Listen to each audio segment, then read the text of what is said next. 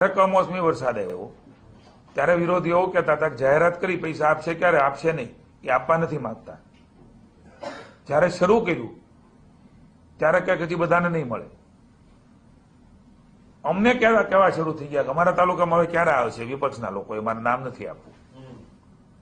એટલે આ પ્રકારની બે મોઢાની વાતો એ કોંગ્રેસની છે. બીજું, ક્યાંય પણ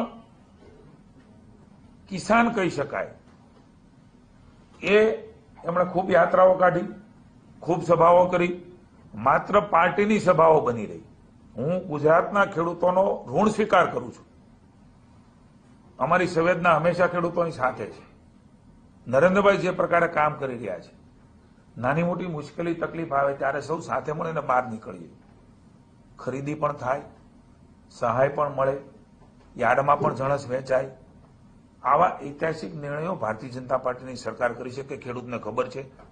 એમના ખાતામાં અપ્રચાર પણ કરવામાં આવ્યો કે જો તમે જણસ વેચવા જશો, સિંગ વેચવા જશો, મગ, અડદ, સોયાબીન વેચવા જશો, ડાંગર વેચવા જશો તો તમને પૈસા નહીં આપે. તમામ પ્રકારના હથકંડા એ વિપક્ષે અપનાવ્યા.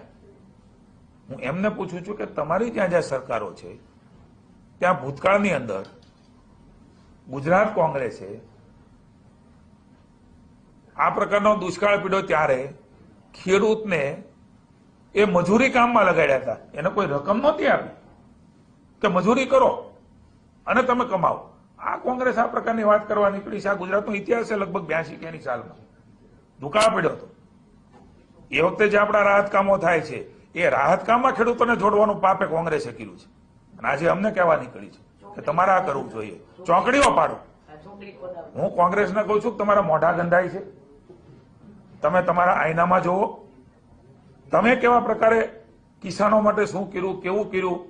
મને તો આનંદ પણ છે ને દુઃખ પણ છે.